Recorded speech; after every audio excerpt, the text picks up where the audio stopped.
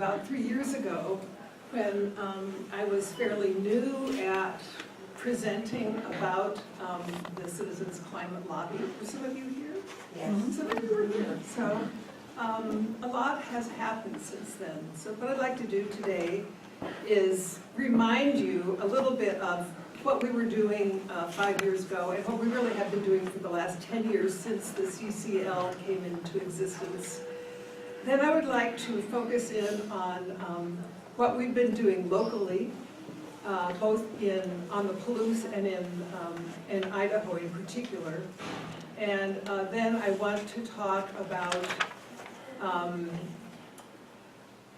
what is happening in the Congress right now. I'll give you some updates on climate issues, but I really want to move as quickly as possible to the Congress. So we are going, Kathy and I are going to do sort of a tag team thing, and when I go, she's going to change the slide. Was that my signal? Are we ready? Yes. I hope this works. Yay! Yay! CCL, this is a picture of some of the CCL delegates to the 2018 conference in Washington, D.C. What we do ultimately is lobby Congress to pass legislation that will slow and mitigate climate change as much as possible. And I'll talk about our original proposal. But I want you to see how many faces there are there. And of course, these are people who could afford to come to Washington and spend several days. And one day in every June, the CCL delegates lobby directly with their members of Congress. That is, they go into their offices and present their case for climate change legislation. So what we do is really powerful. Now we have 425 chapters across the country, and as Kathy said, many more worldwide. There are 6 chapters in Idaho. When we started, I think we were the first in Idaho, the Palouse chapter.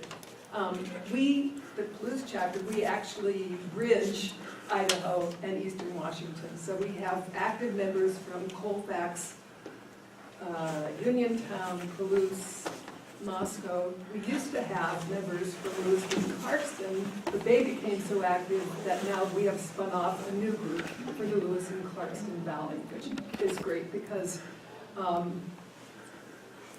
Moscow and Pullman are university towns. We have a certain reputation.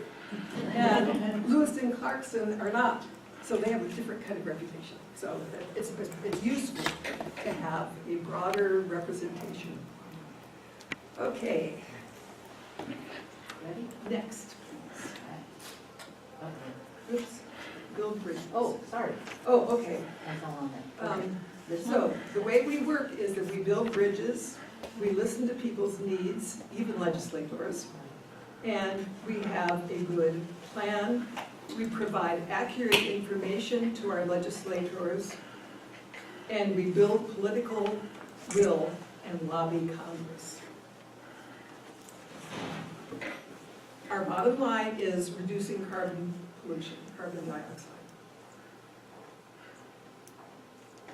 There are 5 different ways traditionally that countries around the world have approached the issue of carbon dioxide in the atmosphere.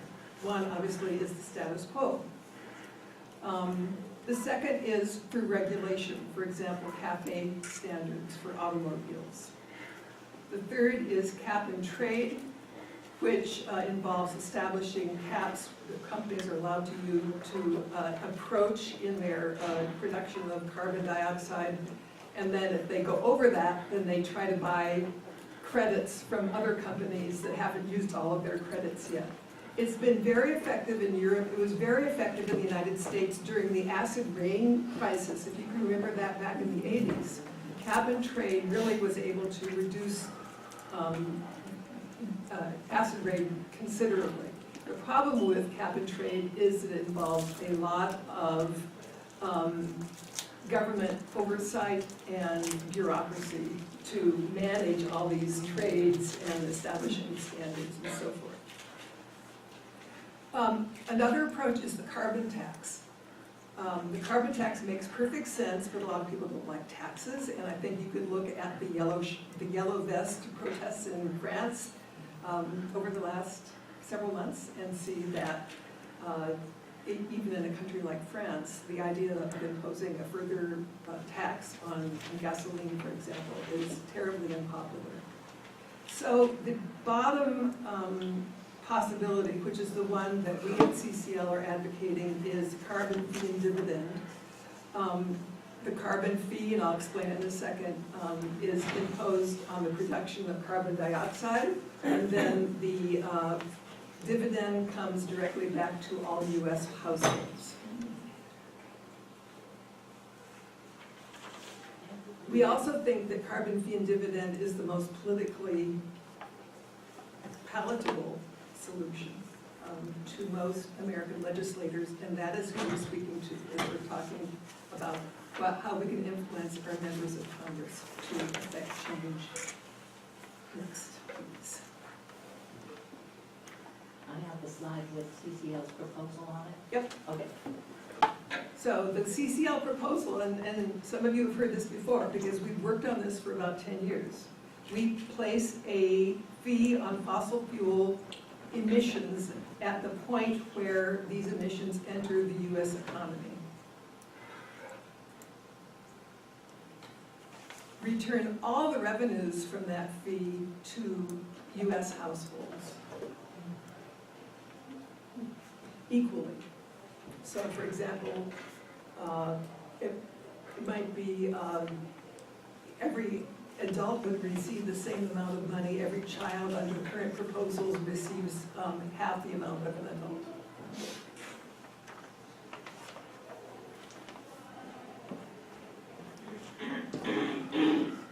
A border adjustment on goods that are imported or exported would be imposed. Imported goods would have a fee imposed if the country they come from doesn't have the equivalent to a carbon fee already. And that money would be used to support American exports that are going abroad, so that the playing field for imports and exports would be equal.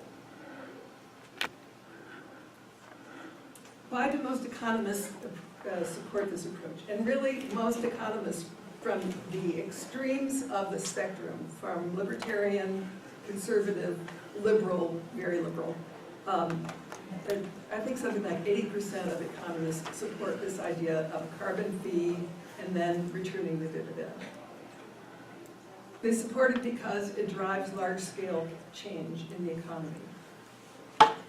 If companies are now paying a carbon fee, then they are making plans to reduce their carbon emissions and searching out other alternatives to power production, for example.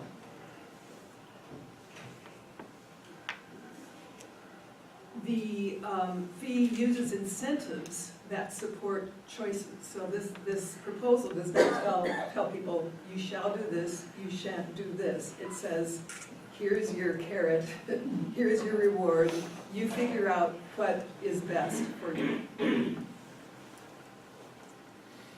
The proposal is fair, passable, and durable. That is, it's not just, for example, a legislation that might be overturned at the next Congress or with a new administration. It's healthy for the planet and for the economy. And I will show you the statistics a little bit later on about the impact that such a fee would have on the economy and on our health. Next slide, please. So we are a bipartisan group, and this is key to what we are doing, because we are not going to succeed in the U.S. Congress without the support of Republicans and Democrats. One of our major achievements at CCL over the last 5 years has been to be sort of a player behind the scenes in the formation of the Bipartisan Climate Solutions Caucus. And this is a photo as of 2018. The caucus, by design, has to have an equal number of Republicans and Democrats. So often, let's say a Democrat from one of the states like Florida that is deeply affected by climate change wants to join the caucus, they will have to go out and recruit a Republican who will also join the caucus. Do you kick people out if if your buddy loses the election? Well, that's exactly happened. Curbelo in South Florida lost the election because he was so a Republican, he was so outspoken on climate change. And he was defeated from the right. Yeah, So the number fluctuates. right, but I mean, he had a partner who. Oh, no, that's a good question. Yeah, I mean, you know, if I recruit somebody to come in with Imagine the me, backroom and then I lose negotiations. my election, and does the other guy get kicked out too? That's a really good question, I don't know. Okay, so the caucus is growing really rapidly. So this is the most recent picture I have, which is 2018. But you can see that this is a really significant number of people. That's a significant percentage of the Congress. They don't have a single agenda. They are all committed to working on climate solutions, whatever those might be. Next, please. So I'd like to tell you how we have worked and succeeded in Idaho and on the Palouse. Probably the most important thing is that we have established personal relationships with each of our members of Congress and their staffs. That means that we have one person in Idaho from among our 6 chapters who is the liaison to Senator Crapo, one who is the liaison to Senator Bish, and so forth.